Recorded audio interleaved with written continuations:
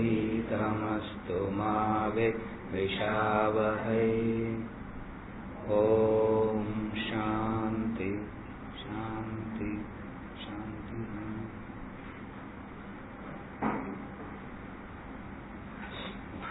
Chapter 3, verses 31 to 40. ये वे मतमिदं नित्यम् अनुतिष्ठन्ति मानवाः श्रद्धावन्तो न सूयन्तः मुच्यन्ते तेऽपि कर्मभिः ये ते तदभ्यसूयन्तः नानुतिष्ठन्ति मे मतम् सर्वज्ञानविमूढान्तान् विद्धि नष्टान् चेतसः सदृशं चेष्टते स्वस्याः प्रकृते ज्ञानवानपि प्रकृतिं यान्ति भूतानि निग्रहः किं करिष्यति इन्द्रियस्येन्द्रियस्यार्थे रागद्वेषौ व्यवस्थितौ तयोर्न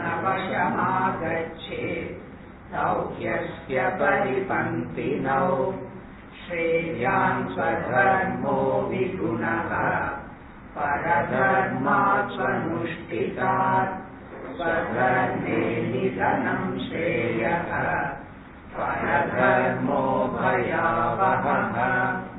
अर्जुन उवाच अथ केन प्रयुक्तोऽयम् पापं चरति पूरुषः अनिच्छन्नपि पार्ष्णेय बलादिव नियोजितः। श्रीभगवानुवाच काम एषः क्रोध एषः रजोगुणसमुद्भवः महाशनो महापाप्मा विद्धेनमिह वैरिणम् धूमेनाव्रियते पत्निः यथादर्शो मलेन च यथोल्बेनावृतो गर्भः तथा तेनेदमावृतम् आवृतं ज्ञानमेतेन ज्ञानिनो नित्यवैरिणा कामरूपेण कौन्तेय दुष्पूरेणानलेन च इन्द्रियाणि मनोबुद्धिः अस्याधिष्ठानमुच्यते एतैर्विमोहयत्येषः ज्ञानमावृत्य देहिनम्।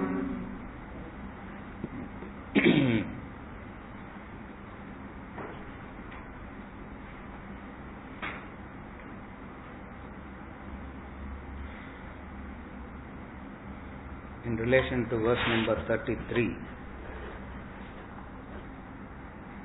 we have a question. What is intelligent restraint? There he talks about restraint. So what is intelligent restraint?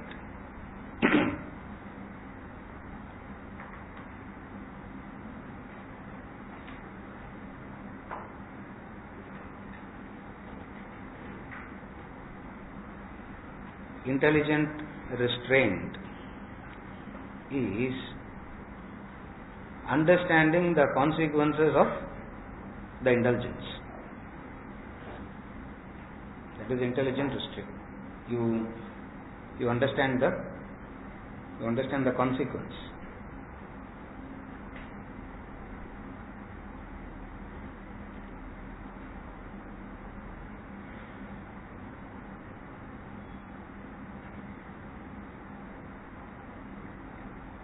The senses naturally rushes towards the sense objects. Number 2, senses has a natural cut-off point. It stops very soon. A kind of restraint is natural to the senses. Mind is that which knows no restraint.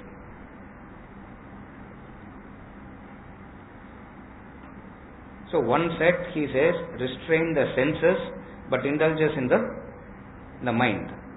Now restraining the senses seems to be so easy because it has a natural cutoff point.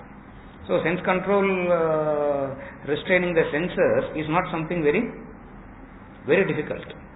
But restraining the mind from indulging is almost an impossible task. So intelligent restraint means the consequences of the indulgences. Philosophically, it means the consequences of happiness. You understand the consequences of happiness, you will practice restraint. What is the consequence of happiness?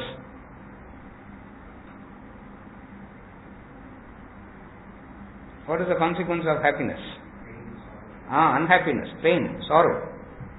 So you understand the consequence of happiness, which is pain, which is unhappiness, which is sorrow.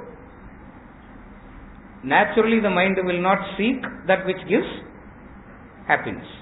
There you are practicing restraint. But the difficulty is the consequence of happiness is not. The consequence of happiness is not understood. What is the consequence of happiness? The consequence of happiness is unhappiness. The consequences of joy is sorrow. The consequence of pleasure is pain. Restraint is because the longevity of these is more than there is a pleasure, there is a pain. The longevity of pain is more than the longevity of pleasure. I don't know whether you have observed it or not. The longevity of the ugly is more. The longevity of the beautiful is. The longevity of anything that is beautiful is very, very limited, very short-lived. But the longevity of the ugly is more. Longevity of the happiness is less. The longevity of the sorrow is more. So intelligent restraint means understanding this. The mind naturally stops rushing towards. The mind naturally stops rushing towards that which gives happiness. There we say intelligent restraint is practiced. Otherwise, the normal tendency is to rush towards that which gives instant happiness, instant pleasure. Only to realize that instant pleasure quickly turns into sorrow. That's where you find restraint is almost impossible. There's a very beautiful story in Mahabharata, Yaksha Prashna. Yudhishthira asks questions and Yaksha answers. And Yaksha says, you give the right answer, all the four brothers will be brought to life, and I will also get liberated. If you give the wrong answer,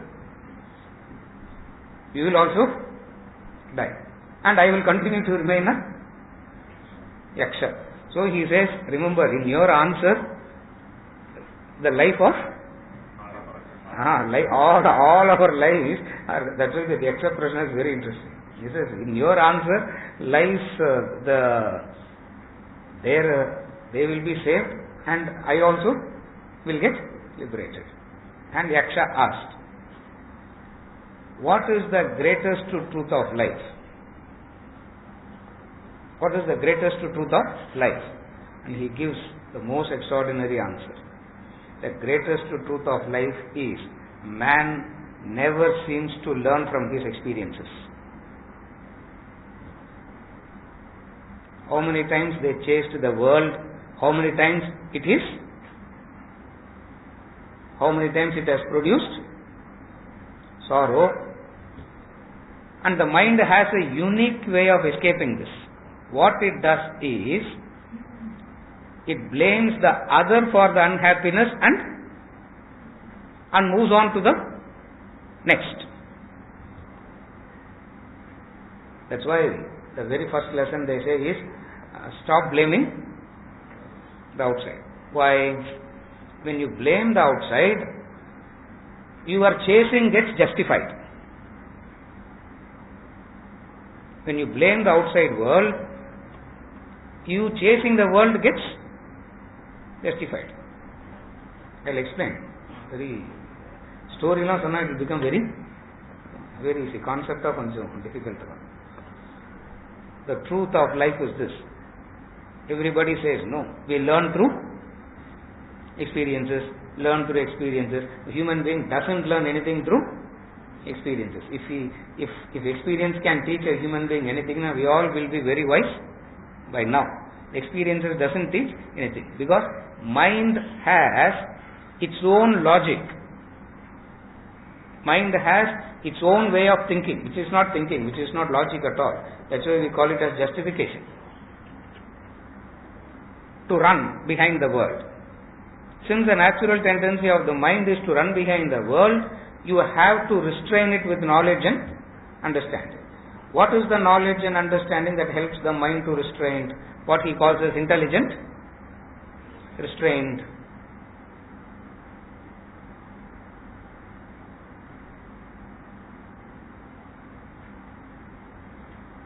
How many times he chases an object only to be disillusioned by that object, he says. So as long as he believes that he is disillusioned because of the object, he will go to the next object. You cannot prevent that mind from going to the next object. That day the mind understands it is not because of the object, because of me projecting something on it. I projected something upon it and I am chasing it. If it understands that, it will not chase. That is intelligent restraint.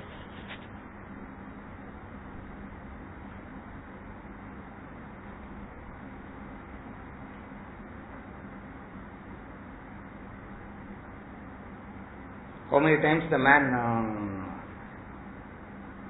the human being chases the material objects only to get disillusioned. How many times he accumulates relationship after relationship after relationship only to get disillusioned. From next time I will be careful. Next time I will be careful. In what?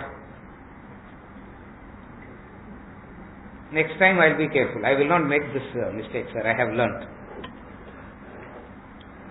Vedanta knowledge, I learnt it also. I will not make the same mistake again. So the person thinks by shifting to another object or another being, it is going to solve the problem. But only to realize what?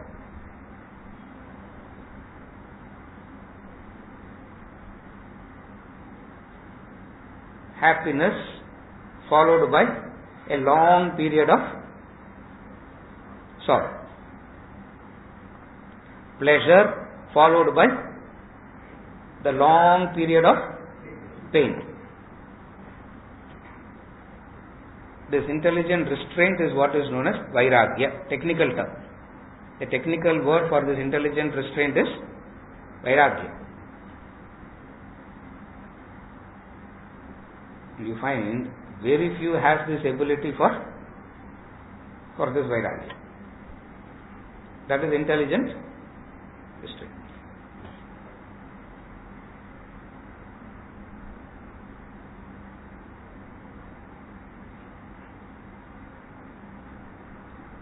Blaming the world is the mind's way of not realizing its mistake. That's what Yudhishthira says. Man doesn't learn from his experiences at all. shifting the responsibility on the world is the way to escape from. The mind has found this way. And since it has been using this method for a very long time, it has become a kind of a habit, it has become part of the personality, very difficult to change this. Very difficult to change this.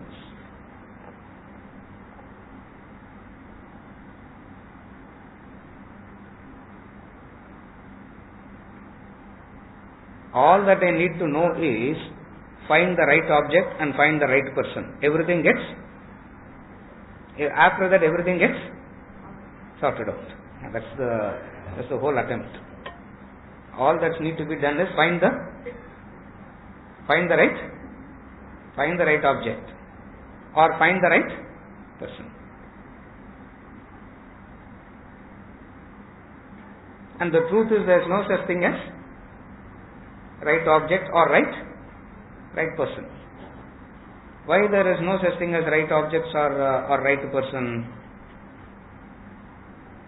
All these are fundamentally untruth. At the root it is unreal. At the root it is untruth. That is why how much ever you get, the disillusionment remains the same.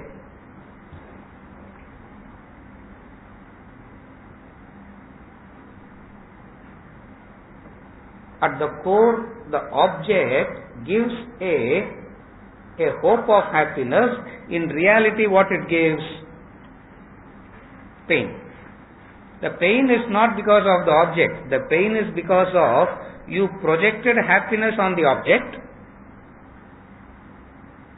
You projected your happiness on the object or the being, and no one is obliged or no one is responsible for your projection. Since it is your mind that projects, it alone faces the consequences. Whereas the others who are not projected, they will come and say, so many times they come and அவரோட இருக்கிறதுக்கு என்ன sir கஷ்டம்? கூட இருந்தாலும் you will know now what does it mean. It is not because of the other, it is because of the other, it is because of your projection. When I say very difficult, almost impossible to accept this. Since it is almost impossible to accept this, the human mind always does the same mistake again and again and again. What is it? Chase, disillusionment, pick oneself up and start the chase again. Disillusionment, pick oneself up and start the chase again. So what does intelligent restraint means? The ability to understand the consequences of happiness. That's why culturally the old people used to say, don't laugh too much, no? The grandmothers used to say, when somebody is laughing too much, they say, don't laugh too much. Why? Because you will laugh too much for 2 minutes. You will be crying for I don't know how much ever longer. But nevertheless, it follows.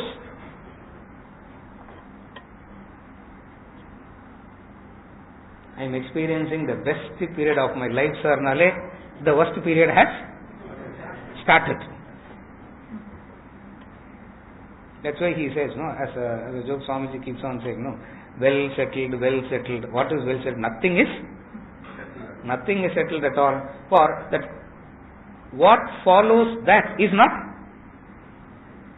understood. What is intelligent restraint means? You pick up something, you do something, you are able to understand. You are able to understand what is going to follow next. And then ask yourself, is this what? Is this what you want? And if you say, yes, this is what I want now, it is, then it is okay. But then you say, no, this is not what I want, but I want something else. And that something else doesn't come. That's where he says, it is intelligent restraint. Senses gets bored very fast and it will stop. You need not worry about that. Lot of discipline, lot of tapas is required to keep the sense enjoyments alive. That itself is not very easy. For the nature of the senses is it gets bored very fast, it gets neutralized very fast. It's too fast it is. Because of the mind hoping for more joy, it has no choice but to increase the quantum. But senses gets neutralized very, very fast. You allow the senses,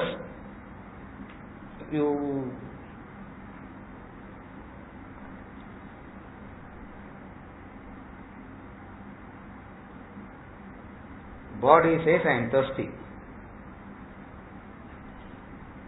Body says, I am thirsty. Mind says, only Coca-Cola can quench my thirst.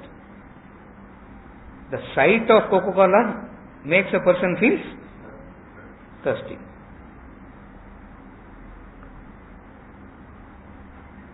The body says, I am hungry. Stomach says, I am hungry. That's all. Hungry means feed. But the mind says,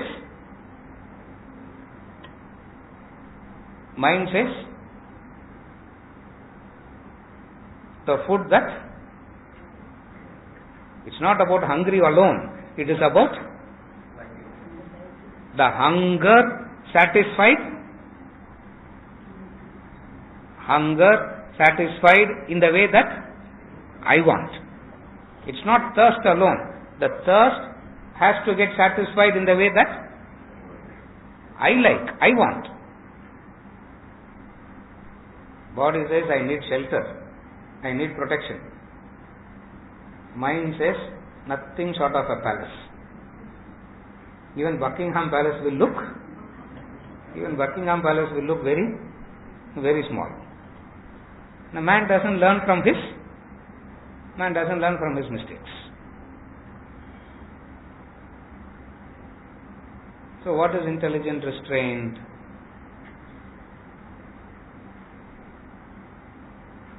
When you are experiencing happiness, if you understand, it's going to be followed by a long period of sorrow. You will not chase anything in the world after that. But it is the enjoyment, it is in the life. But Vedanta only says we should enjoy. No. Vedanta says the way to enjoy is through renunciation. Not by contacting. Yes, Vedanta also says enjoyment. Isavasyamidam sarvam yatkincha jagatyam jagat tena tyaktena bhunjitam. The way to enjoyment is through renunciation. Mind says, no. That is not the true way of enjoyment. Enjoyment doesn't come like that. The way to enjoy is through contact. What is the contact?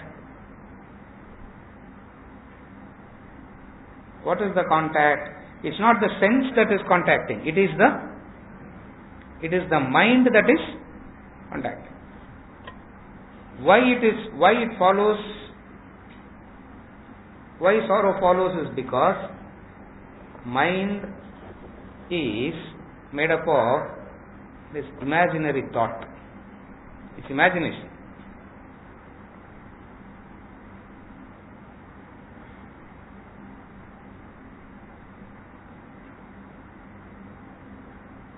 all joys of the mind are imaginary by nature. The thought of buying the house is more joyful than actually living in that house, no?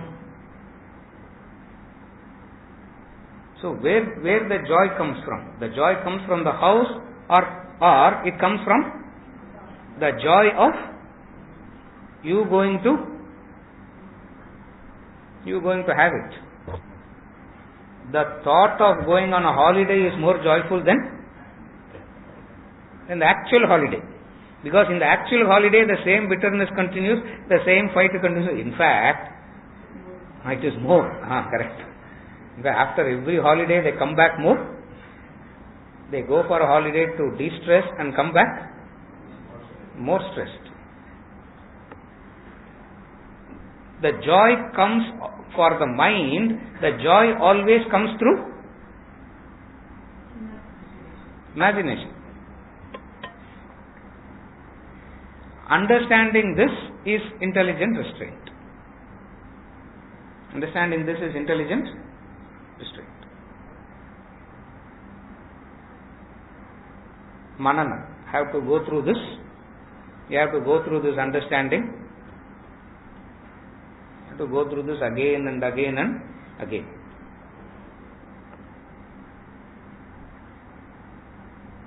But most of the time I forget to do this. What does one do?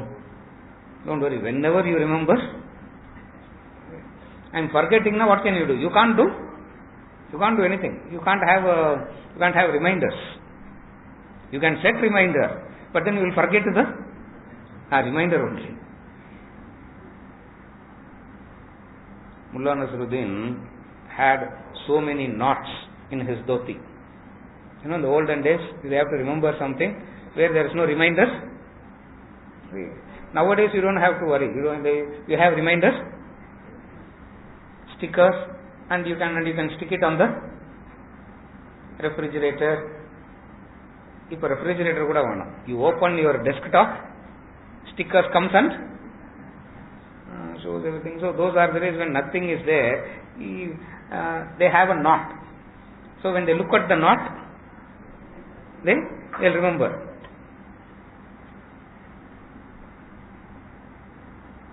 Mullah Nasruddin had so many knots.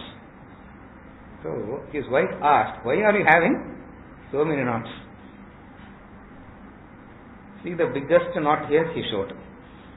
I use this to remember all others. Why I have all others? What is that for? What is that for? No? That's what I am thinking from this. I am forgetting now what to do. Nothing can be done. Forgetting means preoccupied elsewhere, that's all. Nothing else. Forgetting means there is a preoccupation elsewhere. And nothing can be done. Whenever you are able to remember, practice is intelligent restraint. Not allowing the mind to run. You don't forcefully stop the mind, but you tell the mind what is going to follow next. All hopes are going to be followed by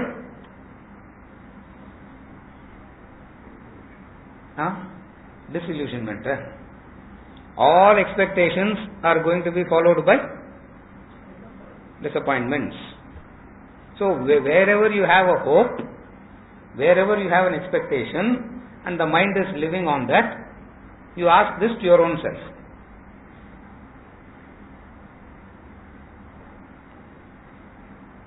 The next time, chances are, the mind will not pick up this hope. Otherwise, it will continue to do the same thing, changing from one to the other. Changing from one to the other. This is what he calls as intelligent restraint. In practice, This is the knowledge side of restraint. Now I'll explain the practical side of restraint. The practical side of intelligent restraint is Karma Yoga. That's why restraint is spoken in the context of Karma Yoga. And Karma Yoga has two components to it. Karma Yoga has two components.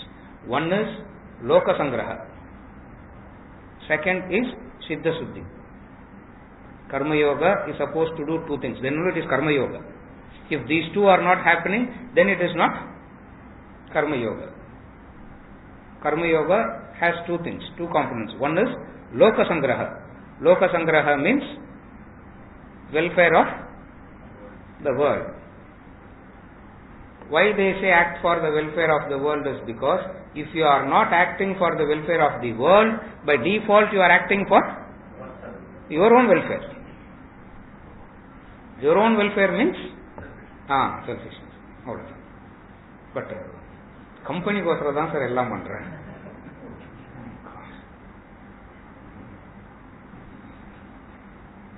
Company says empty handed you leave. Can you say thank you and come out?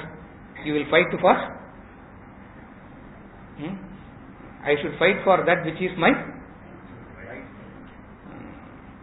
rights, no sir. There is no Loka Sangraha there. So Karma Yoga, always remember, Karma Yoga has two parts to it. One is Loka Sangraha. Working for Loka Sangraha without inner purification. Siddha Suddhi means inner purification, self-purification. Without self-purification, Karma Yoga becomes the most egoistic action. That's why all these people who are serving are more arrogant. That's why others come and say, Abba, these people are so arrogant, sir. Because the very service itself brings about, if service, which is Loka Sangraha, is not followed by inner purification, that very service becomes the cause for the ego, the arrogance. Without Loka Sangraha, let me sit and focus only on inner purification. You can't do that. Why? The mind will not cooperate. Because wherever it goes, it will start thinking, what will I get? Restraint, intelligent restraint is an awareness of these two. Loka Sangraha and the Sanskrit word is Loka Sangraha and Siddha Shuddhi. Welfare of the world, not welfare of the world, welfare of the other. It can be singular, it can be plural, doesn't matter. But the attention is not on you.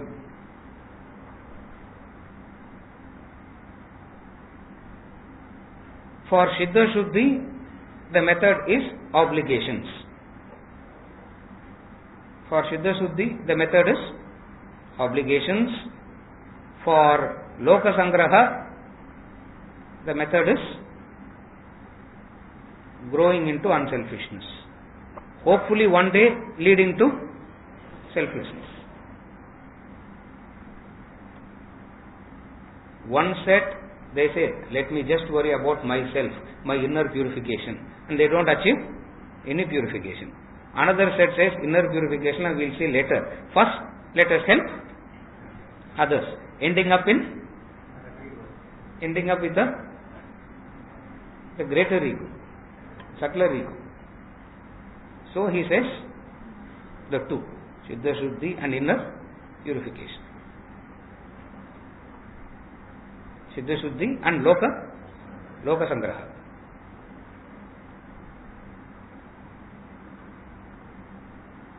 In the Upanishad, they talk about this man. A very learned man. And because of his knowledge, he is able to help so many people, So many villages, so many towns got benefited out of him, and he became very, very famous. And the very fact that he was helping others itself brought about an extreme arrogance. So one day he was walking. When he was walking, a bird flew over him. When it was flying over, it just dropped, droppings. It fell on him. With anger, he looked at the bird, and the bird was burnt to ashes. He goes to the next town. Nobody knows about it. All this happens in wilderness. He goes to the next town. Was very hungry. Bhavati Bhiksham Dehi. He was asking. Bhavati Bhiksham Dehi. He heard the lady speaking from inside the room. Wait. Wait. Don't shout. Wait. You don't treat the Atiti like that. She said, wait. Third time when he said, Bhavati Bhiksham Dehi, she said, it will take another 15 minutes to come. Just wait. He was hunger, the anger, the insult, all put together. Ego, avladhan. Anger. If you are experiencing somebody is insulting you, it's ego. If you are experiencing anger, again it is ego. This man full of ego, insulted, angry, everything. 15 minutes later, the lady comes out with the food. He looks at her with anger. She turns back and says, I am not the crow. She turns back and says, I am not the crow. This man prostrated to her. He said, How did you know this? He said, what kind of a man are you? You have no purification. Can't you see me doing my duty inside? I have taken this as my duty and I am doing this inside. Even if God comes, God has to. Even if God comes, God has to wait. But you are so arrogant. I can't teach you. Go to the. She directs him to the butcher. She directs him to the butcher. Go to that man. He will teach you. To the butcher. This story comes in the Upanishads. Now the Upanishads talks about this. Go to the butcher. And he goes.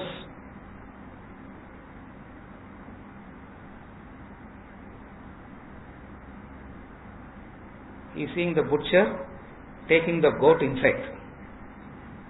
Taking the goat.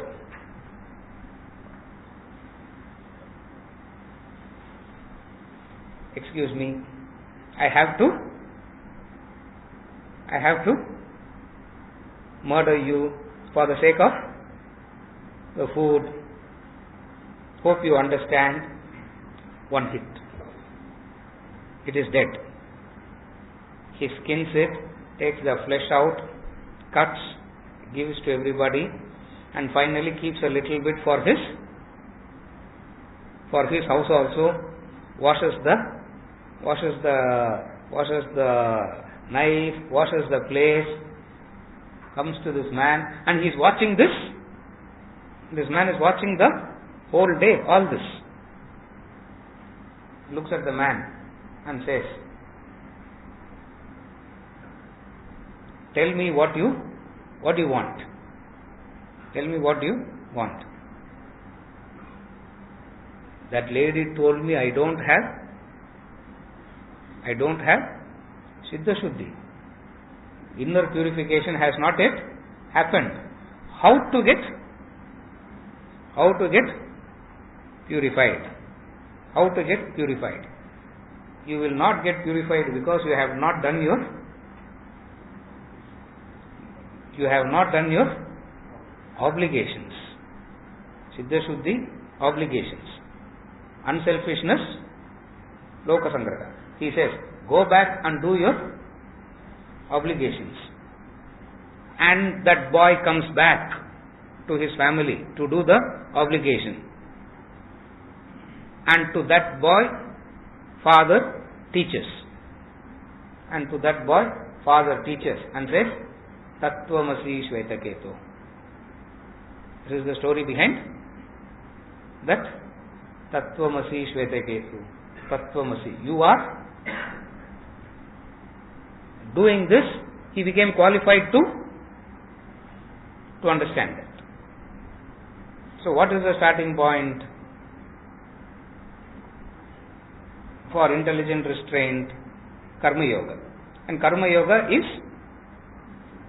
two things. What are the two things? Welfare of the world, Loka Sangraha.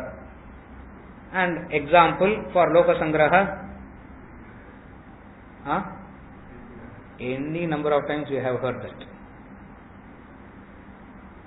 How do you practice this Loka Sangraha?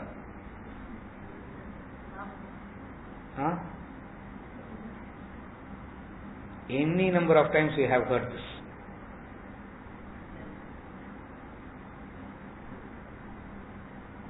Loka Sangraha is after you. Loka Sangraha means after you. That's all Loka Sangraha is. It's not about starting charity and going out, and that's not Loka Sangraha. Loka Sangraha is nothing but, he says, no, after you.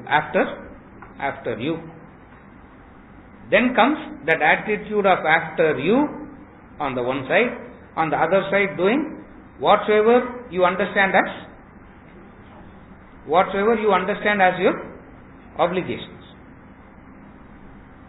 These two, when practiced, restraint happens by default. Restraint happens. This is how you practice restraint. One is you understand it through knowledge, which I said earlier.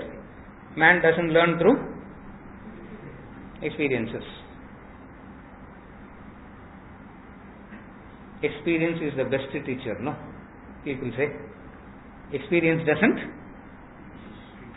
If experience can teach, we all would have been.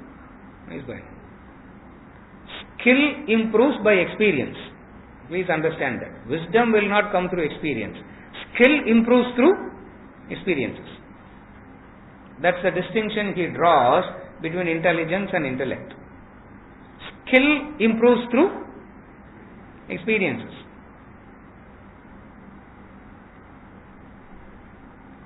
More you cook, you'll become a better cook.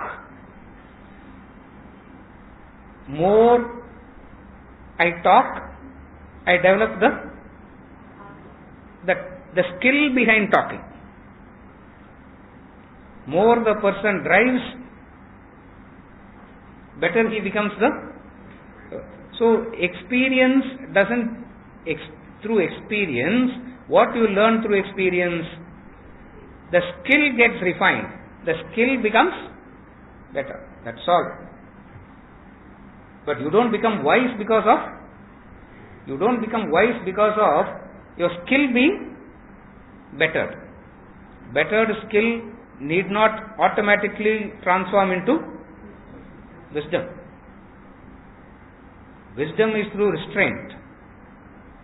And restraint is by two. One is through knowledge and understanding, another is by practice. And what do you practice? You don't practice restraint, you practice Karma Yoga. You don't practice restraint.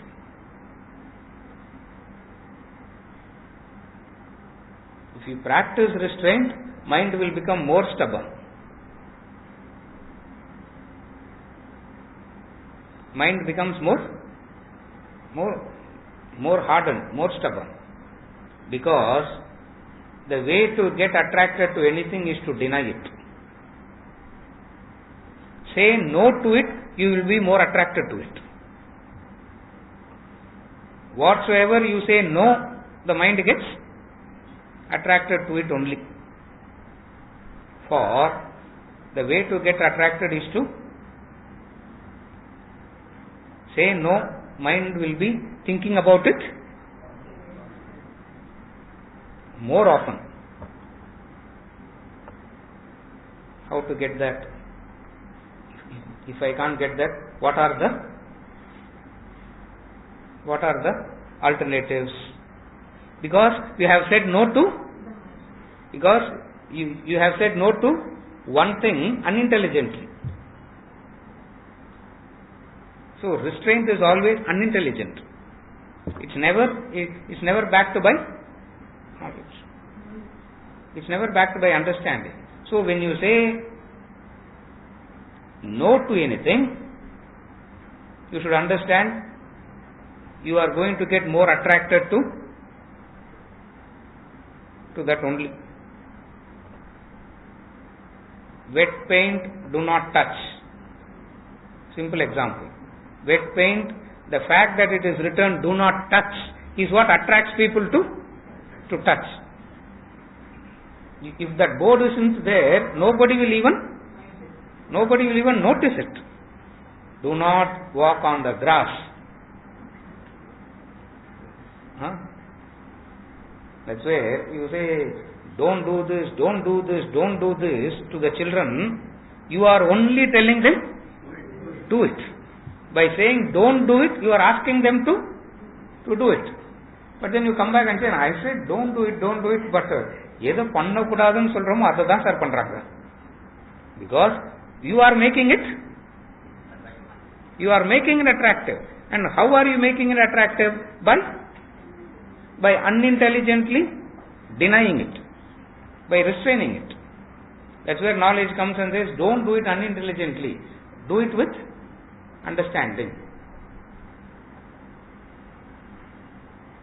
And why restraint is so essential?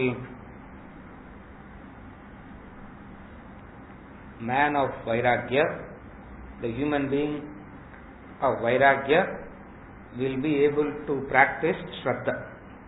That's the sequence. Man of a human being who has Vairagya alone can practice Shraddha. And why this Shraddha is so important? Why this Shraddha is so important? The declaration. In the 4th chapter he is going to say that directly. Shraddhavan labate jnanam. The man of Shraddha alone gains knowledge. Here he means wisdom. Shraddhavan labate jnanam. And by improving a skill, people think they are practicing Shraddha. That's what he calls as intelligence, which is different from intellect. And this intellect, Maya kuda purinjirum. Intellect is difficult to understand. I tell you. If you ask me honestly, I still have my own doubts about intellect. He is saying it, I am saying. If I sit all by myself and think, what is that intellect? Still it is it's so elusive that what is that? What is it? By doing something repeatedly, a skill improves that makes you to believe. That makes me to believe I have known it. So, how does one understand? The test is, why this restraint is so important? Because it is the restraint that builds Vairagya. A person of Vairagya will be able to practice Shraddha. And a person of Shraddha alone gains wisdom. But I am also doing it very consistently. No, sir. No. Skill is only improving. By the consistent doing, is Vairagya being developed? It means somewhere down the line, either it is too focused on loka sangraha and missing the other, or too focused on skill and missing this part. That's where knowledge comes and aids.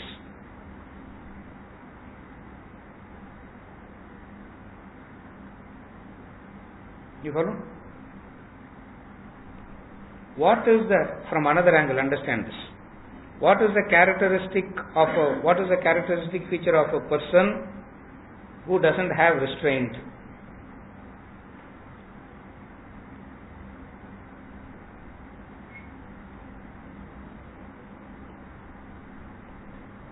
You think indulgent person, no? That is logical thinking. You are thinking through linguistic opposites. I am not asking through linguistics opposites. I am talking about the actual experience of how it works. A person who lacks restraint is known as samshayatma. He is a doubting person. Person who lacks restraint is samshaya. Even after listening for 30-40 years also there is a samshaya, no? Still, what is the samshaya? Still the person is debating whether to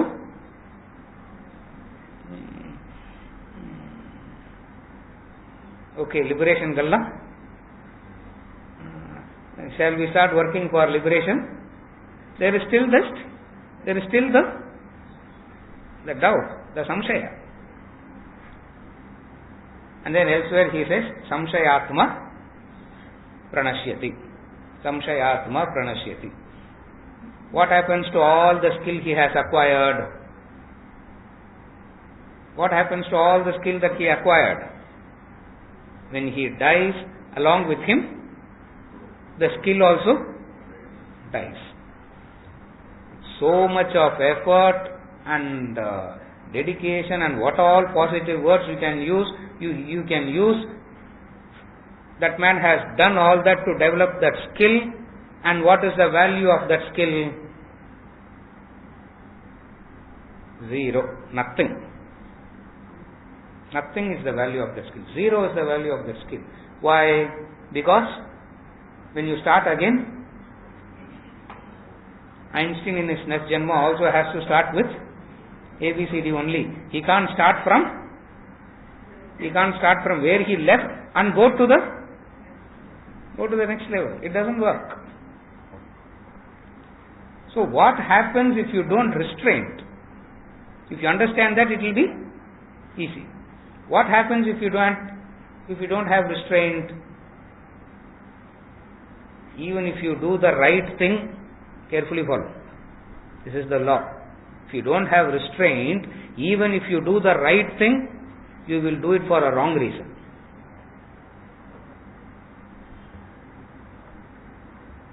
Going to the temple is the right thing, but it is done for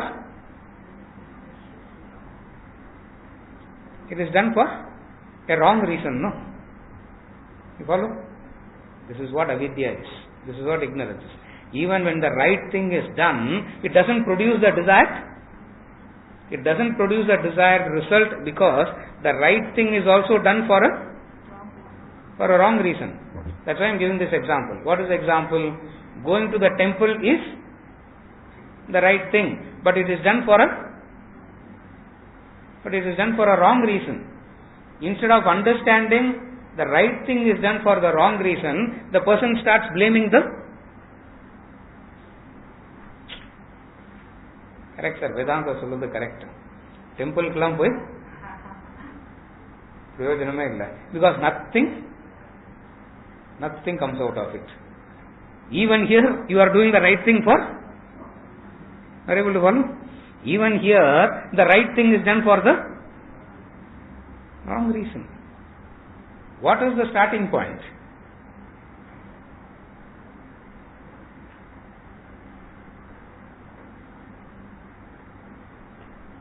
In this statement, she got confused. I told her, don't do you are doing the right thing for a wrong reason. Think about it. Say, unga phone number kodunga, I want to talk. I said, 3 varam kaichu koopiduma, I will talk 3 weeks later. You are doing the right thing, but for most of the time, they do the right thing and they come and say, why? Why it is not happening? Doing the right thing is only one part of it. The other part of it is the right reason. And the right reason comes through knowledge and understanding. Most of the time people do the right thing for, even carefully, psychologically it is true. Even when they speak the truth, they are not convinced about the truth. The truth is spoken so that by speaking the truth, you can hurt the other. Again, it's not about being, it's not that they have become suddenly Dharmika and Harishchandra Allah. Even when they speak the truth, there is a hidden venom in the truth. Like children, no? They will speak the truth only if they want to. When will they speak the truth? When will they speak the truth? Okay, sir. Correct. Mati vidradhukku they will speak the truth. Otherwise, they work hand in glove. You cannot extract anything from them. The moment they want to, correct. So even when they speak the truth, the intention is not the truth. The child does it, it's okay. But adult also does the same thing. What is it? Even when you do the right thing, you do it for the wrong reason. So the wrong reason makes the right doing redundant.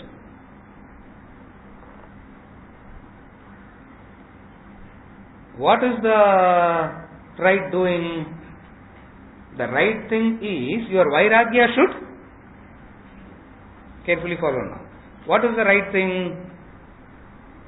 If you are doing the right thing with the right reason, your vairagya should improve. Anger is becoming more, frustration is becoming more, hatred is becoming more stronger. I don't know where I am making a mistake, sir. So many ask the same question. I am doing all that has to be done, but I still don't know where I am making the mistake. Now where lies the mistake?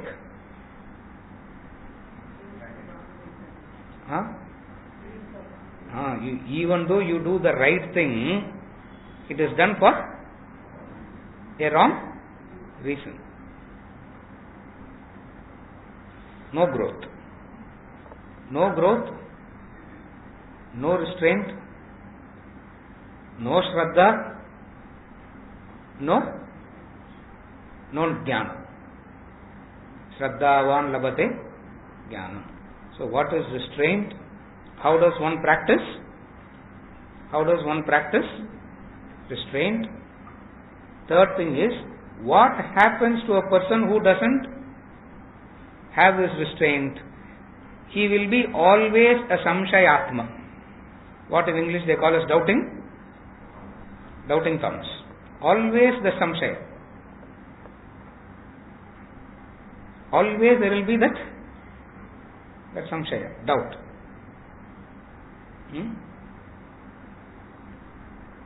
A person having the samshaya cannot trust anybody, cannot have faith in anybody. I trust only God, sir, but I don't trust other beings. As though you have encountered God to know what? God is, if you can't trust the fellow beings, how can you trust God? You follow? A Samshayatma doesn't know what trust is, doesn't know what faith is. Since they do not know what trust is, what faith is, they will lack mental peace. And this faith is very dangerous. This trust is very dangerous. Why? Because in trust, in faith, there is a possibility of getting cheated. And that fear of getting cheated, the fear of getting exploited, makes the mind keeps the mind always in doubt. That's why even when I go to God, I go with a backup plan. That's why no God seems to help. It's not that God doesn't want to help, but I have a backup. In case if it doesn't work, I have something else. Krishna was having his lunch. He sat down to have his lunch. Rukmini was serving. The tradition is, the culture is, as soon as the food comes, you don't start eating. First everything has to be laid, and then you pray for 15 minutes and start eating. By the time all that is laid and you pray, your hunger is gone. So Krishna was waiting for everything to be laid. Halfway through the prayer, he got up and ran. Never he has done that. For when you sit for eating, you don't. That's the respect you give. You don't get up and do something else, come back and start eating again. Or you don't carry the food everywhere in your hand, eat, and adella movies reality you don't do all that. That's the most demeaning thing you can do. So when you eat, just for 10 minutes, put everything aside and eat. One side of pizza, sandwich, other side coffee, in between keep that down, and you don't do that. Olden days they didn't do it. Nowadays I am not saying you shouldn't do it. Olden days they didn't do it. Halfway through, Krishna got up and ran as though somebody's house is on fire. He ran up to the gate, took a U-turn, came, said the prayer and started eating. Rukmini said, not a day goes without a problem living with you. And it is true. All these wise men look very good from a distance. You live with them, then only you will know. My God, they will keep you on your toes. Every moment you have to be on your toes. For you really don't know what is going to happen. Ignorance is unpredictable. Wisdom is more unpredictable. Paradoxical life is. Rukmini said, why are you? First of all, why did you get up and ran? Went up to this gate, took a U-turn, came back and started eating. No, my devotee was in trouble. They were stoning him. So I was rushing to help him. By the time I went to the gate, I saw him picking a stone. So I came back. Picking a stone means what? Picking the stone means samshaya. What is the samshaya? In case Krishna doesn't come, I will hit. Draupadi asked Krishna, why you took so long to come? Krishna said, where did I took long? I was sitting next to you. You are samshaya. Samshaya is an indication of lack of vairagya. Samshaya is the indication of lack of vairagya. There is no doubt.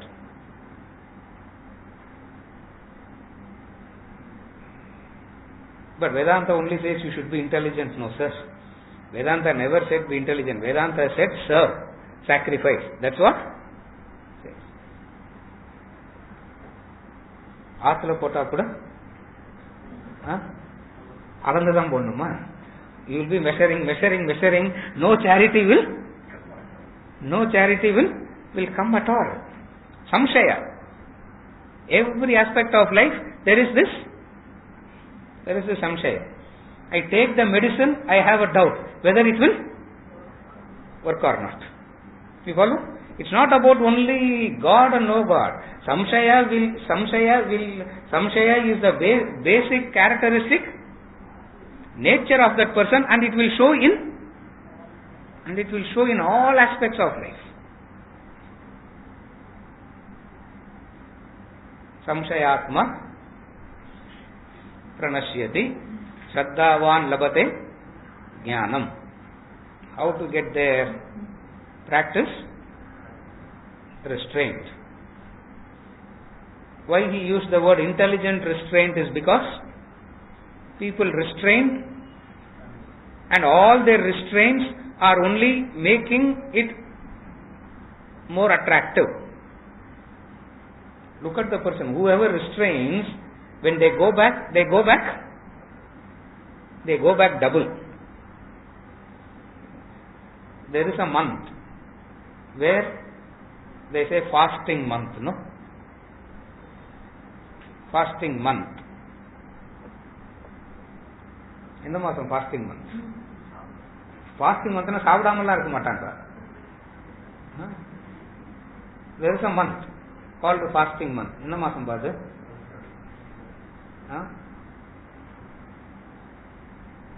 You don't know? நீங்களே சொல்லுங்க sir, என்ன கேட்கறேன்னு புரியல. You only give the answer. There is one month called Puratasi. That's the fasting month. என்னப்பா கரெக்டா? இப்போ புரிஞ்சது இல்ல? இல்லன்ட்டியே. Fasting doesn't mean they don't fast. It's not that they will fast. They will not eat meat. Fasting means not eating meat. Statistics.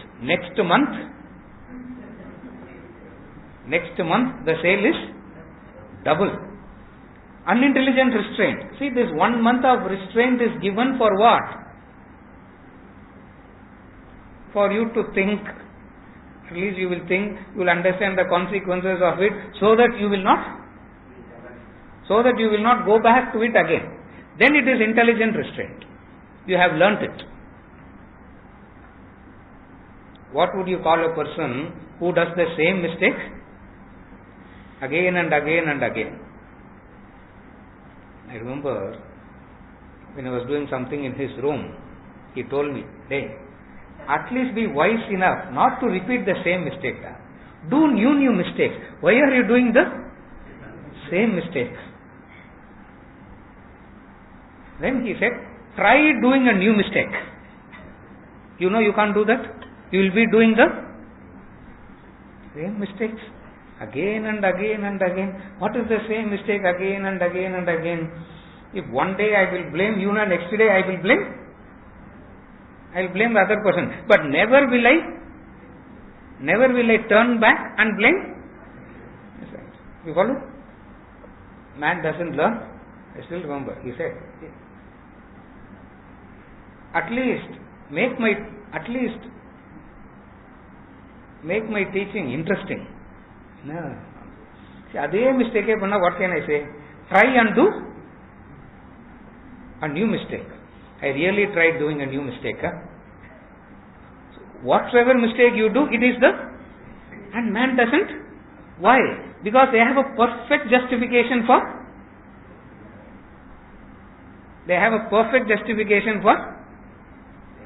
every time they have done it.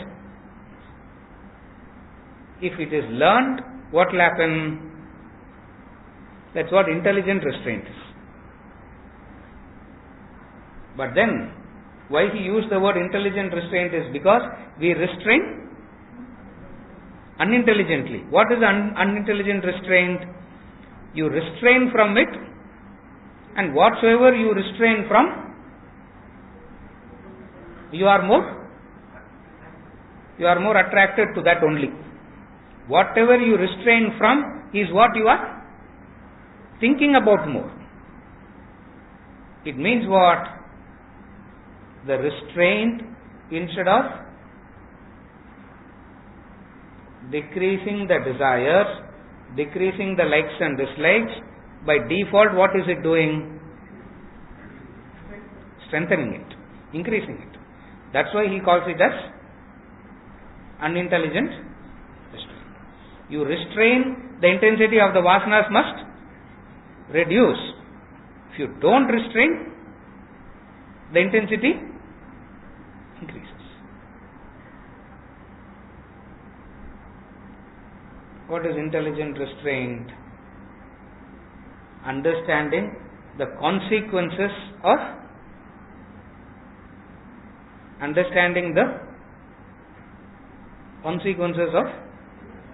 the happiness. Happiness, the momentary happiness is going to be followed by a long, never-ending period of sorrow. Hope carries you through till that period. You follow? The instant happiness brings about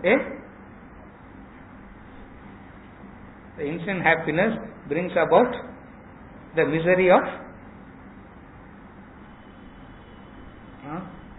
unending sorrow, unending pain. So what is intelligent restraint? Understanding this, you abstain. Understanding this, you abstain. Okay, this is nice to hear as a discourse. How do you actually do it when you go back? The technique given is Karma Yoga. The technique given is, that's why in the context of Karma Yoga he is talking about it. The technique is Karma Yoga. I am just summarizing. Karma Yoga means two components. Loka Sangraha and inner purification. Self-purification and welfare of the world. When these two are practiced, Shraddha develops. And the man of Shraddha gains Shraddhavan labate jnanam. What is the starting point of it? Restraint. Not the restraint of the senses, but the restraint of the mind. Senses by themselves have a natural cut-off point.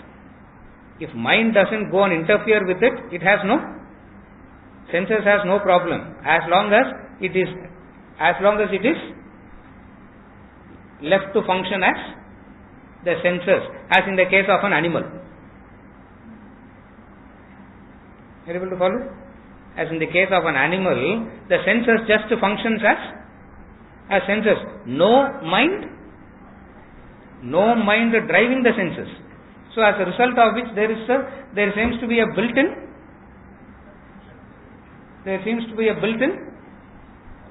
restraint, a built-in discipline, a built-in control. In the case of a human being, that built-in discipline has to be cultivated. That built-in discipline has to be cultivated, has to be brought in. And how you do that? Because the mind is powerful in a human being. How to do that? Practice restraint. And what is restraint means? Educating the mind.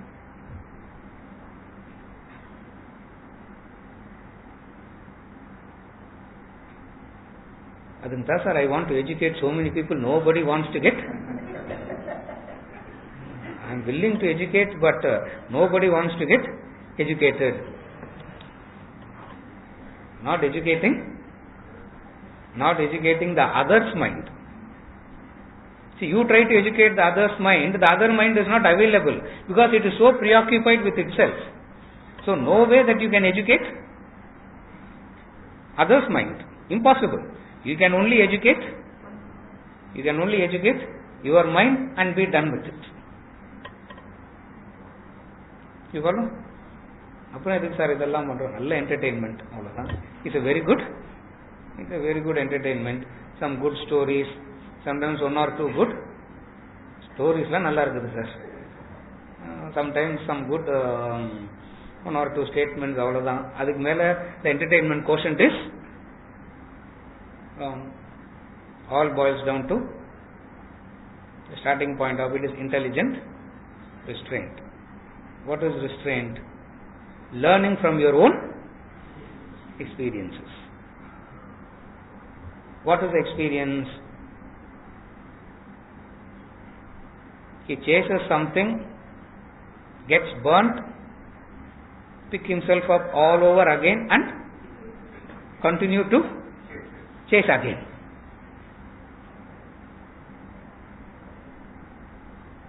Next time I will be, this time I am careful, sir. This is what he calls as intelligent restraint.